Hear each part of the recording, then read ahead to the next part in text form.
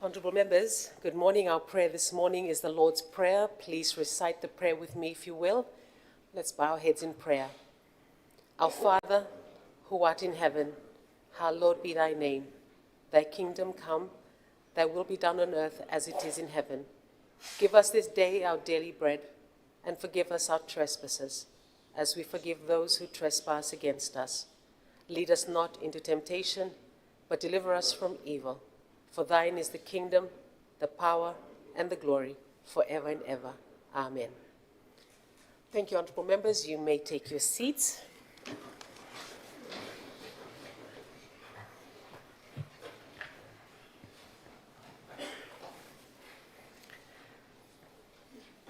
Secretary General. Confirmation of minutes. I now call upon the Leader of Government in Parliament, Honourable Rofelipe Tuisawau, to move his motion. Madam Deputy Speaker, I move that the minutes of the sitting of Parliament held on Tuesday, 4th November 2025, as previously circulated, be taken as read and be confirmed. Thank you. Is there a seconder? Honourable Madam Deputy Speaker, I second the motion. Thank you, Madam. Parliament will now vote on the motion. The question is that the minutes of the sitting of Parliament held yesterday, Tuesday, the 4th of November 2025, as previously circulated, will be taken as read and be confirmed. Does any member oppose the motion? As no member opposes, the motion is agreed to unanimously. Thank you, Secretary General. Communications from the Chair. I welcome all honourable members to today's sitting. I also welcome those that are watching the live broadcast, whether you tuned in via television or streaming online. Thank you for staying connected and also being engaged in our parliamentary platforms as we attempt to progress Fiji forward together. Thank you, honourable members. We will proceed to the next item on the order paper. Secretary General. Presentation of reports of committees. Honourable members, there will be 4 committee reports for tabling this morning. I now call on the chairperson of the Standing Committee on Social Affairs, the Honourable Ilyasa Vanawalu, to table the first report. Thank you, sir. Thank you, Madam Deputy Speaker. On behalf of the Standing Committee on Social Affairs, I am pleased to present the committee's consolidated review reports on the 2019, 2020, 2021, 2022, and 2022 to 2023 Consumer Council of Fiji's annual reports. Madam Deputy Speaker, as mandated under Standing Order 1092B, the committee considers issues related to health, education, social service, labor, aviation, culture, and media. The vision of the Consumer Council of Fiji is achieved through 4 its strategic goals. 1, improving consumer ability to make informed decisions. 2, driving changes to benefit consumers. Number 3, solving consumers' complaints through mediation. And number 4, fostering high-performance organization. The committee on its deliberations have made 8 recommendations in this report to strengthen the councils for its consumer awareness campaign, staff development program, and its collaboration with other stakeholders in bringing timely consumers assistance. Furthermore, the committee recommends the proposed establishment of the Consumer Fusion Center that will bring various consumers agencies together under one roof to provide efficient and the service to its consumers. Madam Speaker, I sincerely thank the Chief Executive Officer, Ms. Sema Sandil, and the official for their invaluable contribution during this review process. I am thankful to the honourable members of the Standing Committee on Social Affairs, Honourable Ratu Raquita Bolalambure, Honourable Alipati Tuidolo, Honourable VM Pillay, Honourable Alik Mbia, and Honourable Favin Bala for their invaluable contribution and support. I extend my sincere appreciation to Honourable Choni Samate and Honourable Alvik Maharaj for their contribution and support as alternate members. On behalf of the Standing Committee on Social Affairs, I commend this report to Parliament. Thank you, sir. Please hand the report to the Secretary General.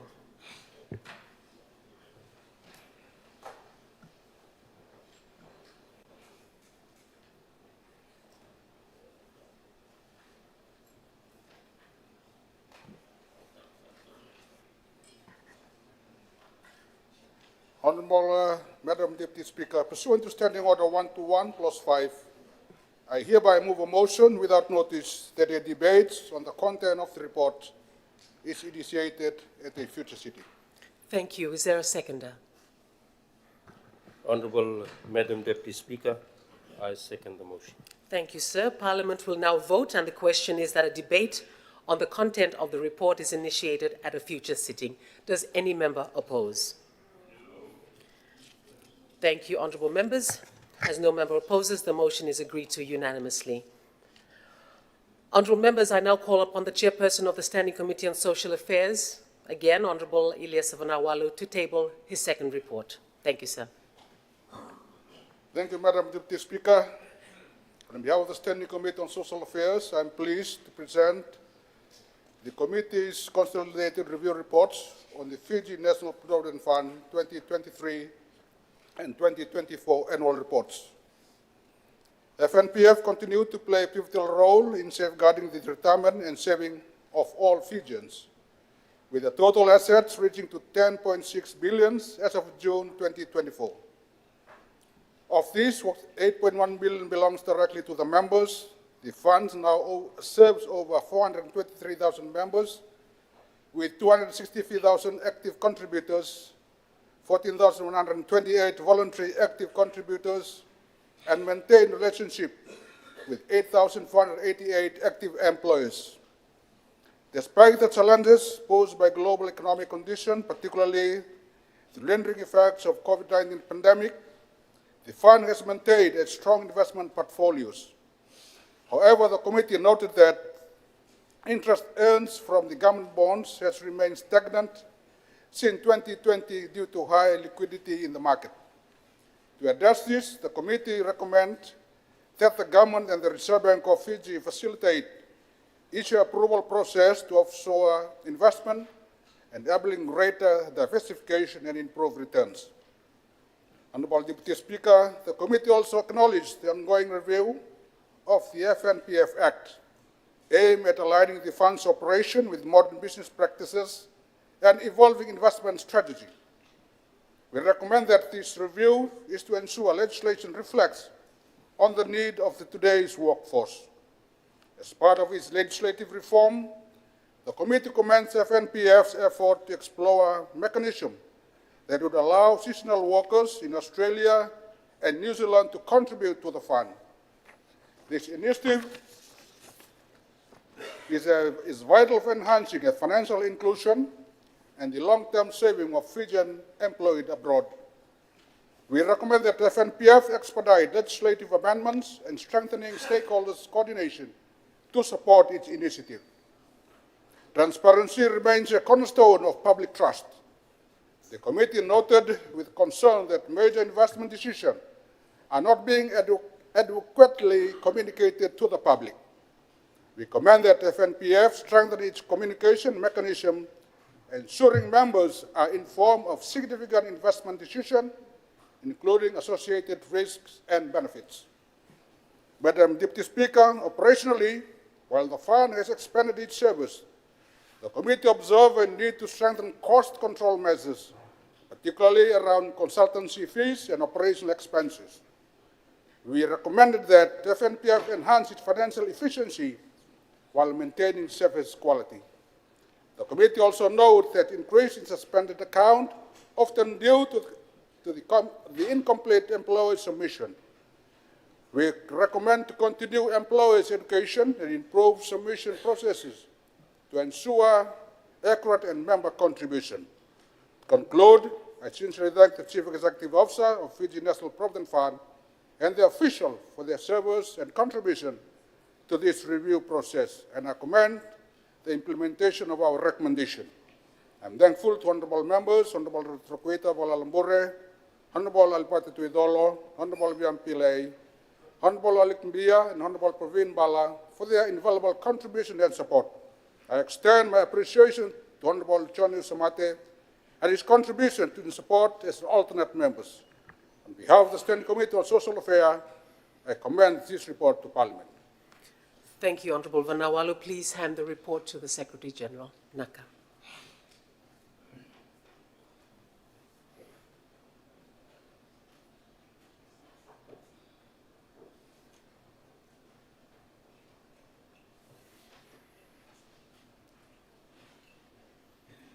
Thank you, Madam Deputy Speaker. Pursuant to Standing Order 121, Clause 5, I hereby move a motion without notice that a debate on the content of this report is initiated at a future sitting. Thank you, sir. Is there a seconder? Madam Deputy Speaker, I second the motion.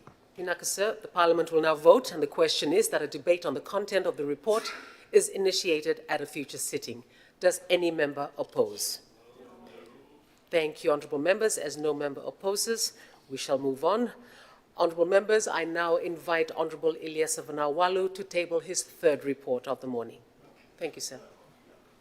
Thank you, Madam Deputy Speaker. On behalf of Standing Committee on Social Affairs, I am pleased to present the committee's review report on the 2023 Fiji Airways Annual Reports. As mandated under Standing Order 1092B, the committee looks into issues related to health, education, social service, labor, aviation, culture, and media. Fiji Airways connect Fiji to over 27 international destinations, including Australia, New Zealand, United States, and the Pacific Islands. Fiji Airways is a member of the One World Alliance and continues to play a pivotal role in the tourism industry, contributing significantly to Fiji's economic growth. Fiji Airways is a rich history marked by significant milestones in partnership and commitments in connecting Fiji to the world while celebrating its unique culture and heritage. Madam Deputy Speaker, the Fiji Airways notable achievement during the year 2023 were as follows. 1. Fiji Airways reduced its debt level by 100 million, carried 2.2 million passengers, and increased from 1.4 million in 2022 and 1.7 million in 2019. It grew its capacity by 47%, operates 26,586 international, regional, and domestic flights in 2023, representing 40% growth from 2022. It's added two additional state-of-the-art Airbus 350-900 to its fleets. In 2023, Fiji Airways added Canberra and Noumea to its airline network.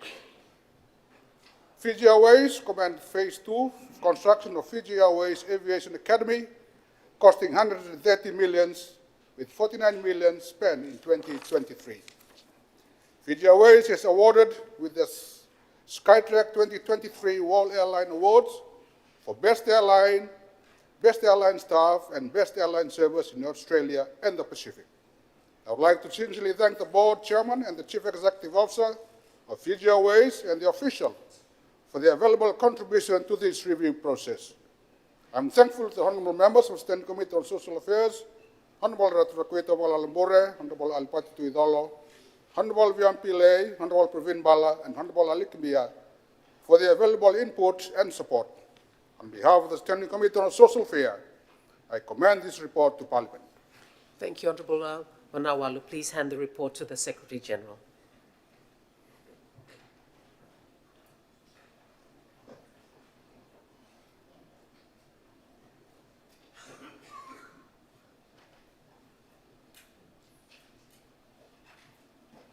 Thank you, Madam Deputy Speaker. Pursuant to Standing Order 121, Clause 5, I hereby move a motion without notice that a debate on the content of the report is initiated at a future sitting.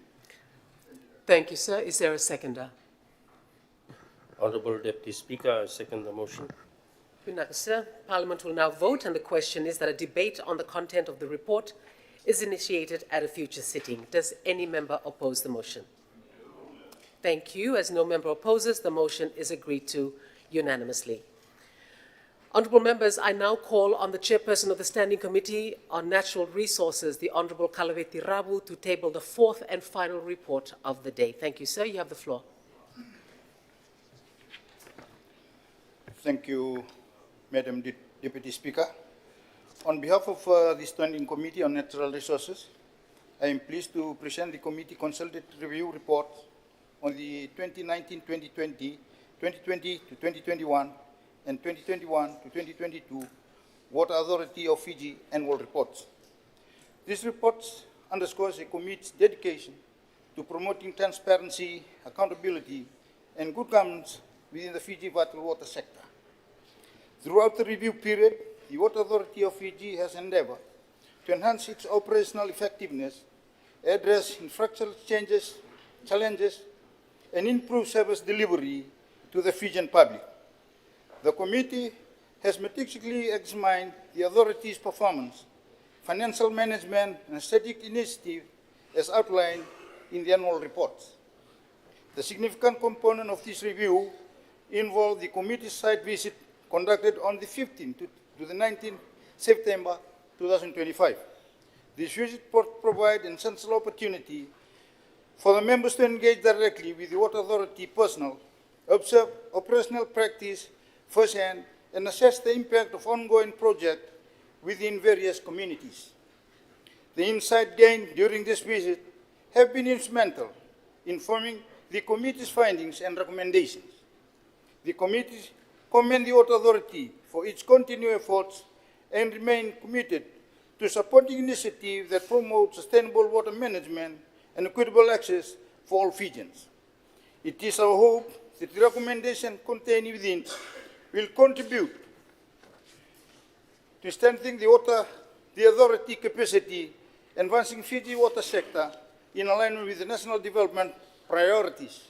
I extend my sincere appreciation to the committee members for their diligence and to the Water Authority of Fiji for their cooperation throughout this process. On behalf of the Standing Committee, I commend this report to Parliament. Thank you, Honourable Ravu. Please hand the report to the Secretary General.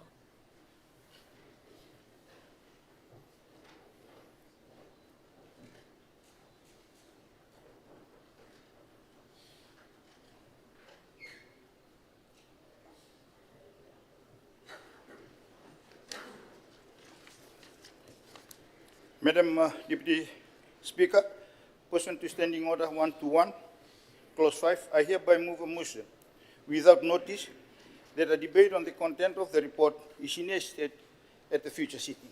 Thank you, sir. Is there a seconder? Thank you, Madam Deputy Speaker. Madam, I'm back to second the motion. Thank you. Thank you.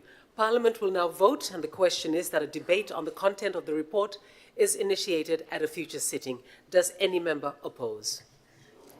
Thank you. As no member opposes, the motion is agreed to unanimously. Secretary General. Ministerial statements. Honourable members, the following ministers have given... Yes, Honourable Usamate.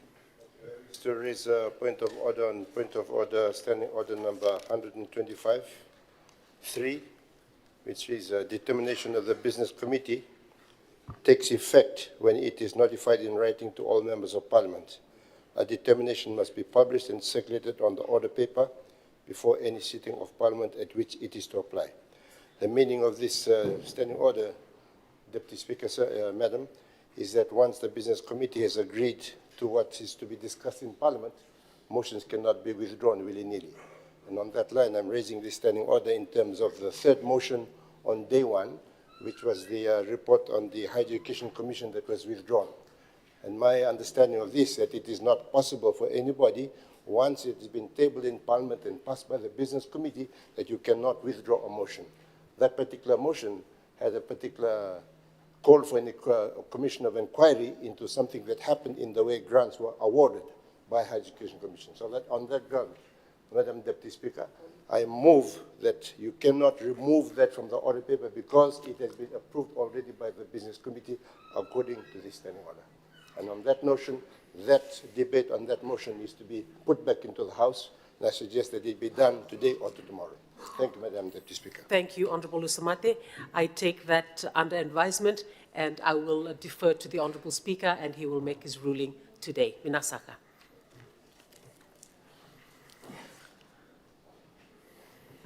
So back to the ministerial statements, honourable members.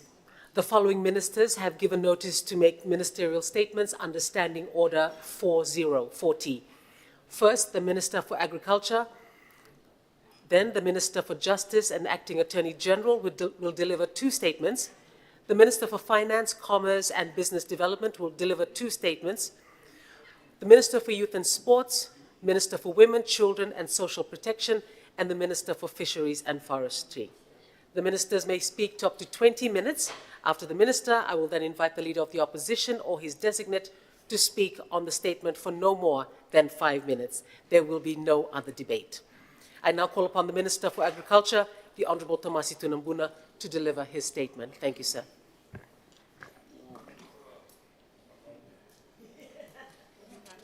Thank you, Honourable Madam Deputy Speaker. The Honourable Prime Minister, Honourable Ministers and Assistant Ministers, Honourable Members of Parliament, and ladies and gentlemen. Before I deliver my ministerial statement, so on behalf of, Madam, on behalf of the Ministry of Agriculture and Waterways, I want to extend our deepest condolence to the family of late Suliasi Tokele Tupou, who faithfully served the livestock dairy section in Cornevia. Resuscitation, and Mr. Tupou's dedicated and quiet commitment to his duty over the years and had left.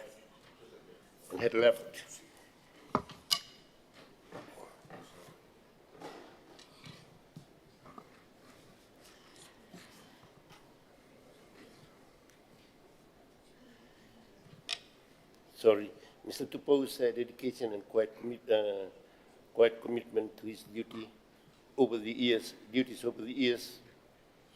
have left a lasting impression of those who worked alongside him. We honor his life and service, and we pray that his family finds comfort during this time of sorrow, and may his soul rest in eternal peace. Honourable Deputy Speaker, Madam, firstly I would like to extend my deepest gratitude to Honourable Manoa Tamkamida, former Minister for Trade, Cooperative, Small and Medium Enterprises and Communication, for his visionary leadership and commitment and contribution to the development of Fiji's agriculture sector. The establishment of the Agribusiness Incubation Center stands as a testament of his dedication to empowering our farmers, fostering innovations, and strengthening the agribusiness ecosystem across the nation. This initiative not only provides vital support and resources for our farming communities, but also paves the way for sustainable growth, entrepreneurship, and food security in Fiji.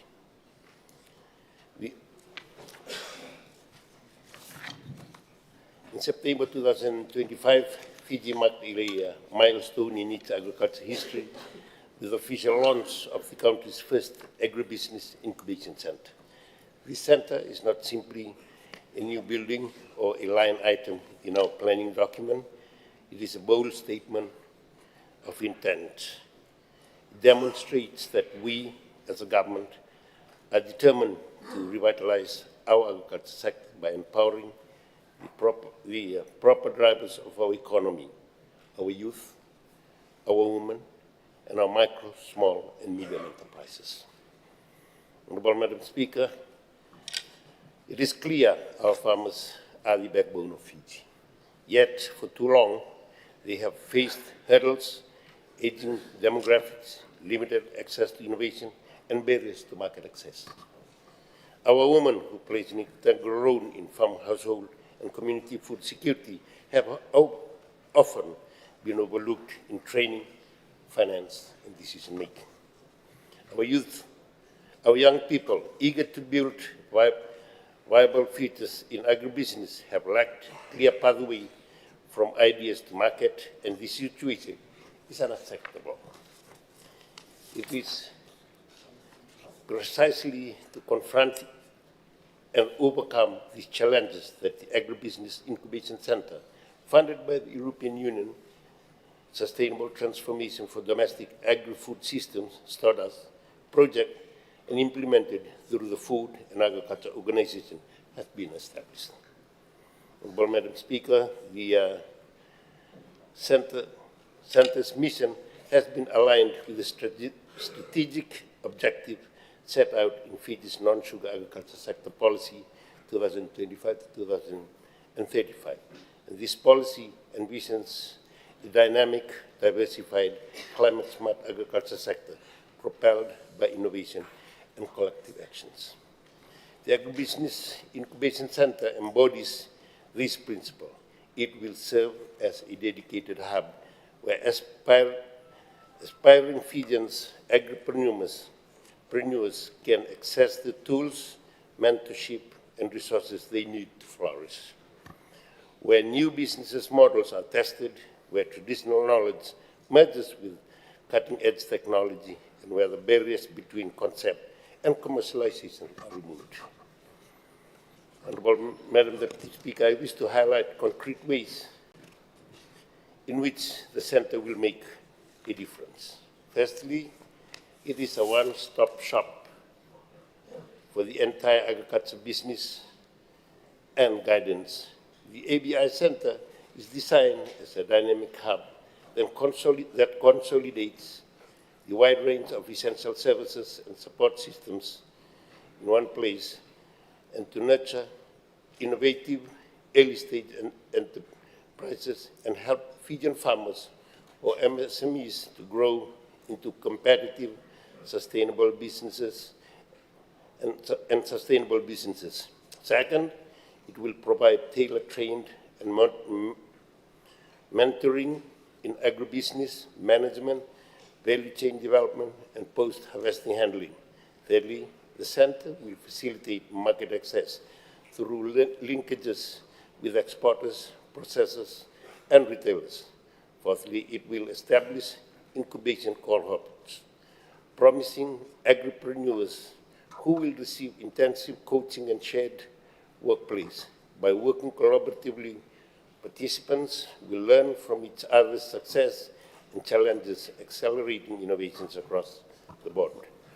And finally, the Centre will champion climate-smart agriculture. This is not theory, it is action. In close cooperation with the Ministry of Trade, Cooperative, Small and Medium Enterprises and Communication, and the Fiji Crop and Livestock Council, the discussions are already underway to repurpose the existing agriculture institutes into National Agribusiness Incubation Center. The facility will be upgraded into modern laboratories, demonstration plots, a business resource library, and the conferencing spaces, delivering a full integrated platform for learning, experimentation, and networking. Honorable Madam Deputy Speaker, I wish to place on record our appreciation to the European Union and Food and Agriculture Organization of the United Nations. Their unwavering support, financial, technical, and advisory has been instrumental in turning this vision into reality. But let me also be clear, external partners can provide resources and expertise, but the proper drivers of success will be our own farmers, our innovators, and us as leaders of this nation. It is our collective responsibility to sustain this initiative through robust policies, timely funding, and an enabling environment that rewards entrepreneurship. Global markets are evolving rapidly. Consumers demand greater transparency, quality assurance, and sustainable production methods. Climate change poses essential threats to low-lying islands like ours. If we fail to equip our agriculture sector with the tools of innovations and resilience, we risk stagnation, food insecurity, and economic vulnerabilities. In contrast, if we seize this moment, if we back our youth, if we invest in a woman, and if we support our MSMEs, we will witness a transformation. Watch smallholders' farms grow into established agribusinesses. We will see employment opportunities multiply in rural communities, stemming the tide of urban migration. And we will establish Fiji as a regional leader in special agriculture and attracting investors, strengthening food sovereignty, and generating new export revenue streams. Honorable Madam Deputy Speaker, I invite us to imagine a Fiji in 2030, a thriving agriculture sector where young men and women are farming as a model. Respected career where young men and women, agripreneurs, lead cooperatives and export their own branded products, where rural communities enjoy sustainable prosperity and climate-smart practices are the norms. This is not a distant dream. It is within our grasp. The Agribusiness Incubator Center is our leverage for that change. And let us apply our collective strength, our political will, and our national pride to make sure it delivers that as we promise. Thank you, Madam President. Thank you very much, Minister. Thank you, Honourable Tunambuna. I now call upon the Leader of the Opposition or his designate for his reply.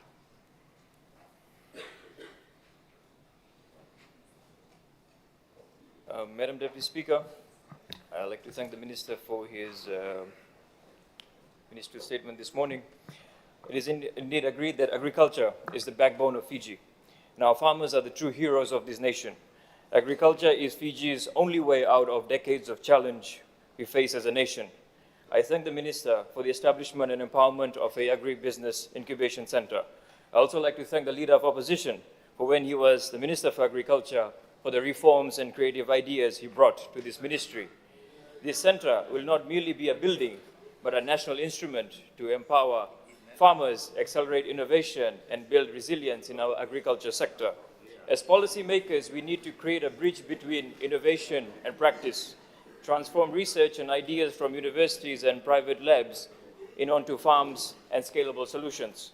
We need to support smallholder farmers and startups, provide mentorship, access to finance, market linkages, and risk management tools, and generate resilience through diversification by promoting climate-smart practices, value addition, diverse income that streams that creates jobs and rural development, which has a ripple effect to stimulate local economies and reduce rural-urban migration. But when we talk about agriculture, Madam Deputy Speaker, the first issue that arises is land accessibility and utilization, which is very imperative for agriculture. So whether it's TLTV or Crown Sea, we need to ensure that certain percentage of land in Fiji is forever agricultural land. We cannot be converting these agri-lands into residential, tourism, and industrial. And where will our people farm? You can't be farming up there in the mountains. After digging 1 meter or half meter, you find soft stone. And how would you get your employees, your staff, to these sites? And also logistics is expensive. The sugar industry faces the same issue, Madam Deputy Speaker, the lack of farmers and access to lands. And our agricultural land, again, I reiterate, located in remote areas where logistic costs become too high or a challenge. We have Fijians going to New Zealand and Australia to work on farms for decades, while there is abundant land in Fiji. And something is definitely wrong, and us as policymakers need to fix this. COVID has taught us that we Fijians cannot consume, eat buildings, trees, roads, bridges, and footpaths. We talk about a failing infrastructure with our healthcare, but have we taken a look at our individual lifestyles? And if I talk on consumption, how much of fresh and organic and local-based foods do we consume as Fijians is the question I ask. The key to improved health of Fijians and Fiji is in agriculture. It is in local production, and government needs to relook at reducing the duty and taxes placed on the importations of some of the agricultural products. We need streamlined approval processes, including BAF, Customs, Agriculture, and the Ministry of Health for some of the imported items. And I urge government to conduct the Agri-Youth Innovation Summit, bring in the stakeholders in the supply chain, the development partners, the financial institutions, and empower the creative, bright minds of Fiji, and this is one of the ways to reduce the brain drain that we are facing. Another suggestion is that through agriculture, AMA and TLTV and the Ministry of Education, where hectares of land can be acquired, implement a one child, one tree policy where every child upon graduation plants a tree. This will create environmental awareness among our youth for greener businesses, boost production, export, generate income for our economy, I mean, if we look at the numbers of the students graduating per year, it's close to 20, 30, or probably 40,000. And on that note, I salute the farmers of Fiji for their relentless hard work, and I wish the Minister the very best in his efforts to uplift Fiji's agriculture sector. Good Honourable Minister. Thank you, Honourable Rinesh Sharma. Honourable members, I now call upon the Minister for Justice and the Acting Attorney General, the Honourable Siromi Turanga, to deliver the first of his two statements. You have the floor, sir. The Honourable Deputy Speaker, Honourable Prime Minister, Leader of the Opposition, fellow members of Parliament, distinguished guests, ladies and gentlemen, Nisambula Vinaka, a very good morning to you all. I rise to inform this August House on a historical milestone for our nation, the final report on the functional status of the Fiji law and justice sector, and the law and justice sector roadmap for reform 2025 to 2029. Both officially launched at Fiji's first ever Justice Summit held last week on Wednesday at the Crown Plaza in Nandi. The inaugural Justice Summit, hosted by the Ministry of Justice with the support from the Australian Department of Foreign Affairs and Trade, brought together a diverse range of voices from across the sector, including members of the judiciary, the Office of the Attorney General, Fiji Law Society, Fiji Correction Service, law enforcement agencies, civil societies, Mosileo Waturanga, development partners such as UNDP, UNICEF, SPC, and European Union. I also acknowledge the presence of the Minister for Immigration and the Minister for Information. It was without question a landmark occasion, one that reimagined Fiji's legal landscape under the theme "From Structure to Service, Justice for Every Fijian." Madam Deputy Speaker, this was the first time ever in over 2 decades that such a comprehensive review of the law and justice system was undertaken. The summit marked not only the launch of not only two major national documents, the final report and the roadmap, but also a renewed commitment to rebuild public trust and strengthen collaboration across all arms of justice. The final report on the functional status of the Fiji law and justice sector is both sobering and helpful.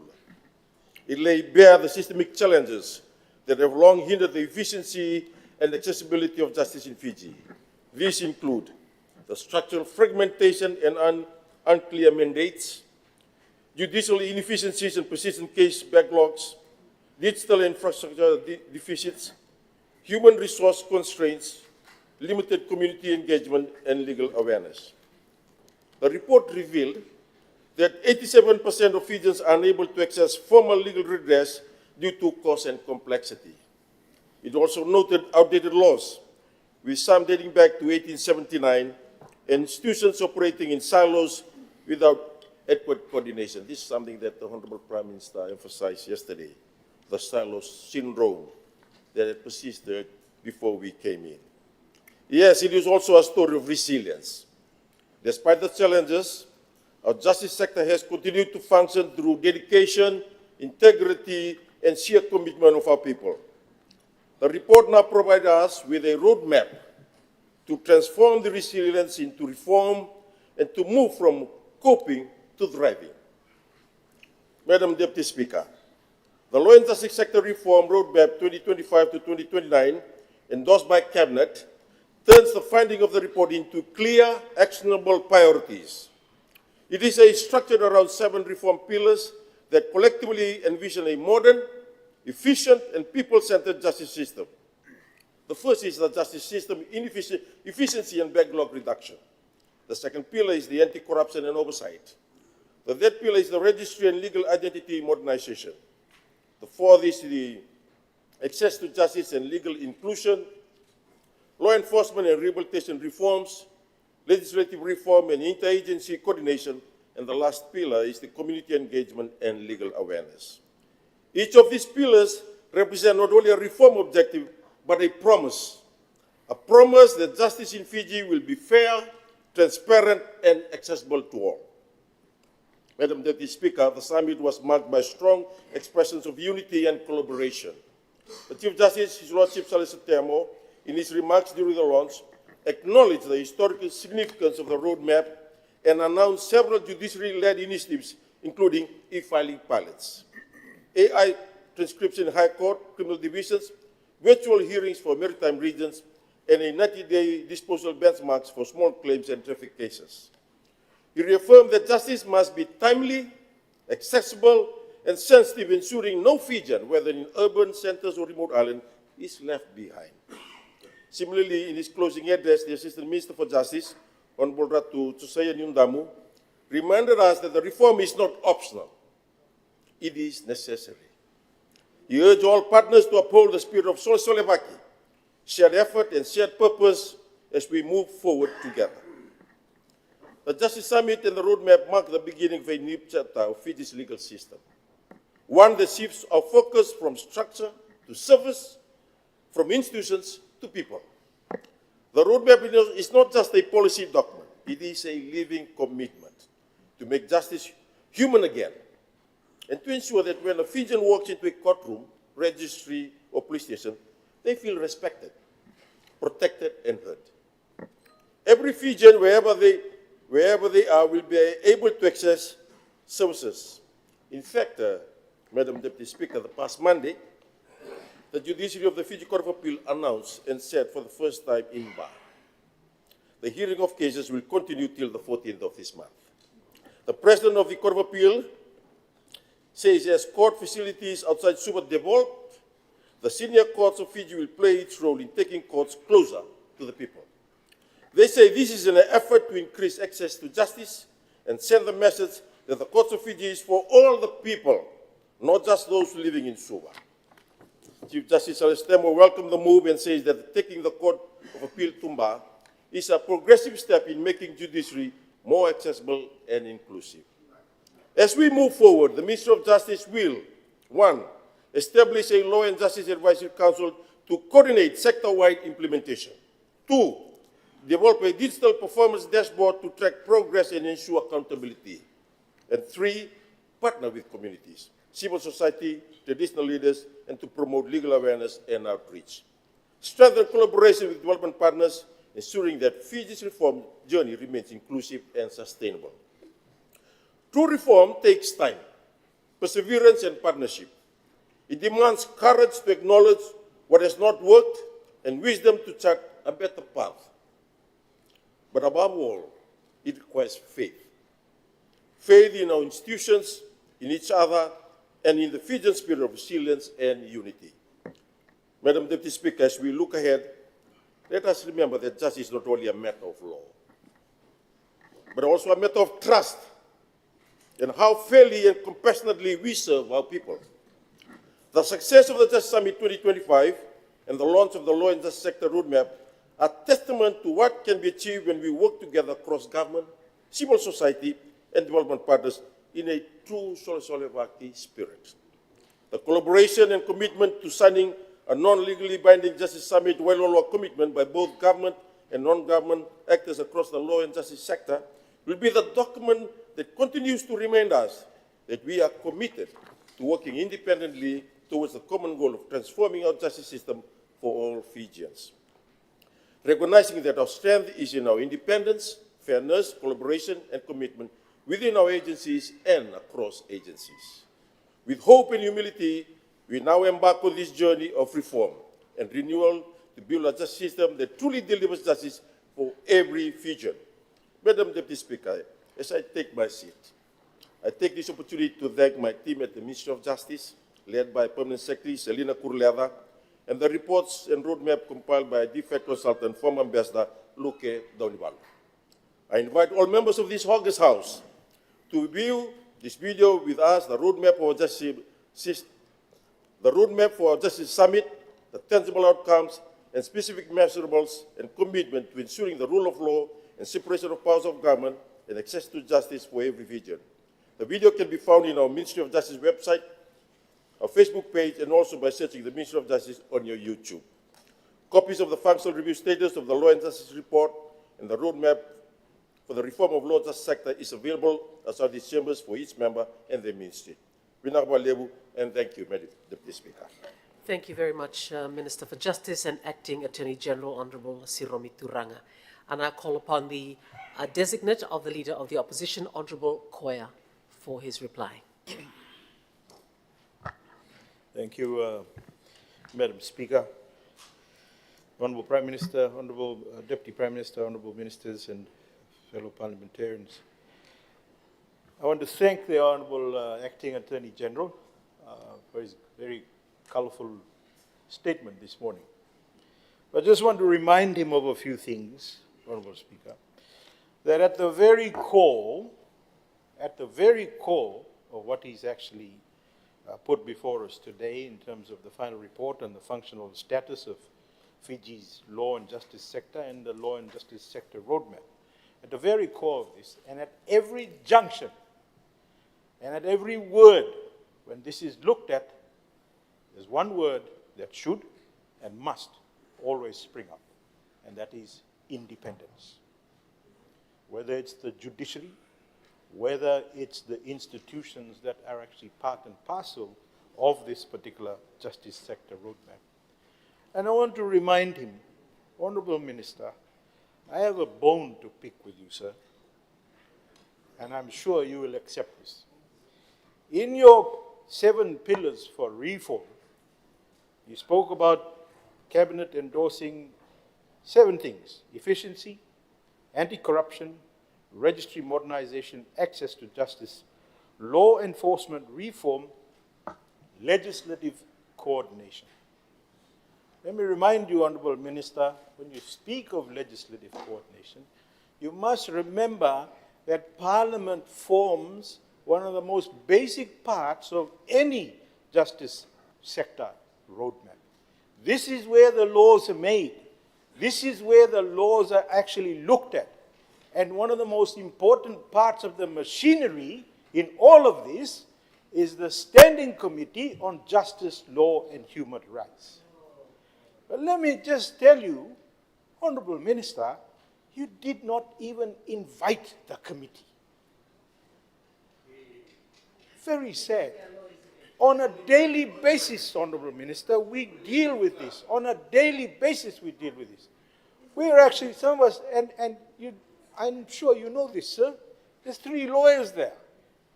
But we were not invited to actually contribute. And we are part of that particular, we are actually part of the heavy-duty machinery that does what you ask us to do. And it is one of the most bipartisan committees that actually exists in Parliament, Honorable Minister. It's a very sad day when you've got a list of so many luminaries who actually came to that particular conference that you had, but you didn't invite us. And it's sad, sir, because you could have had some wonderful contribution from all of us. Because we deal with this on a daily basis. Because we go out to the public in terms of consultation with every single bill that you put on our desk. But you forgot us. And that's very sad, sir. So my advice to you, Honorable Attorney General, and I hope you'll take this from where it's coming from. It's coming from a passionate perspective because I'm a lawyer.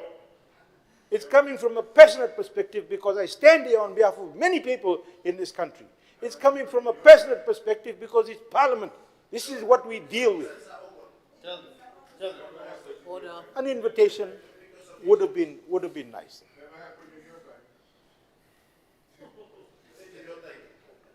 Order. Continue, Honorable Kwan. Thank you, Honorable Leader of Opposition. If you are Order. preaching... Honorable members.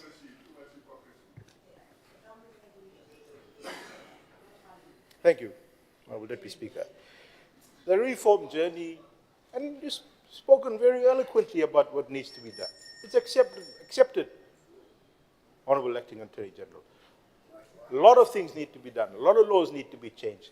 But the reform journey, and the 3 words that you've used, Honorable Acting Attorney General: people, trust, and fairness. Independence also should be at the forefront of anybody's mind when we're actually looking at this. Obviously, you will coordinate this through a Law and Justice Advisory Council. It's not too late to seek maybe an audience and come down and sit with the actual committee and say, look, what else can we do, or how can you assist in actually doing this, or because you're the ones that are actually going to deal with this. And I'm not saying anything bad. I'm just saying that you missed an opportunity, Honorable Acting Attorney General. And Madam Deputy Speaker, I think that this is a good thing. It's never a bad thing in terms of reform. It's just got to be looked at in the perspective that you're actually speaking of with respect to efficiency, anti-corruption. And as we can see, the platform that we sit on currently is an absolute mess. It really is. It's created so much problems. The public perception is actually really bad. These things need to be spoken about. It cannot be hidden under the table. It needs to be spoken about without fear of persecution or prosecution at the end of the day, and people need to be able to make sure that they contribute properly to this so that we can actually have a good justice sector, and in terms of the law and the justice sector, and the roadmap will be a good roadmap for us to follow to ensure that we have that particular kind of justice sector that we want, that should be the envy of the rest of the world. I thank you, Deputy Speaker. Thank you very much, Honourable Koya. Honourable members, it's 10:25. I think it's a good time now to adjourn for morning tea. We will come back in half an hour. Thank you, Honourable members.